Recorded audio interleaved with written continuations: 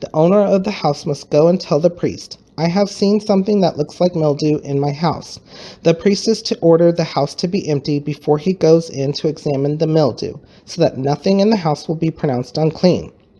After this, the priest is to go in and inspect the house.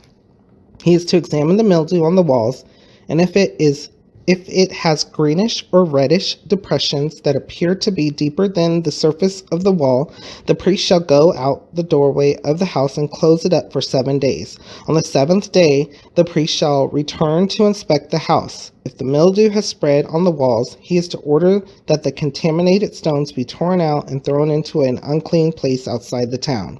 He must have all the inside walls of the house scraped, and the material that is scraped off dumped into an unclean place outside the town. Then they are to take other stones to replace these and take new clay and plaster the house.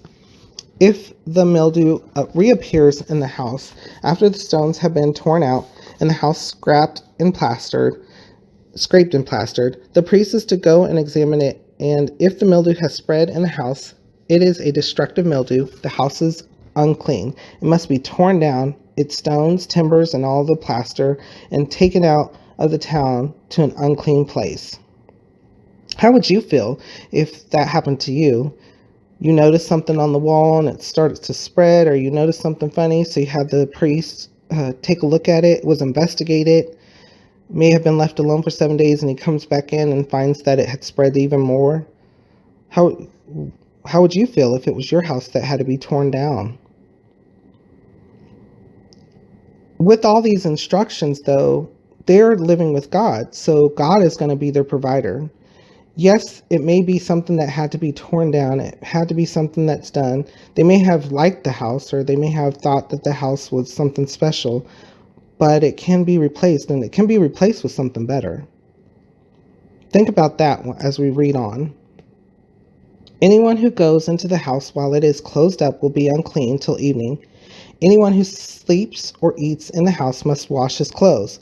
But if the priest comes to examine it and the mildew has not spread after the house has been plastered, he shall pronounce the house clean because the mildew is gone.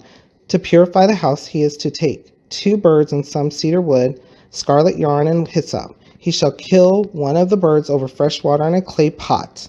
Then he is to take the cedar wood, the hyssop, the scarlet yarn, and the live bird, dip them into the blood of the dead bird in the fresh water, and sprinkle the house 7 times.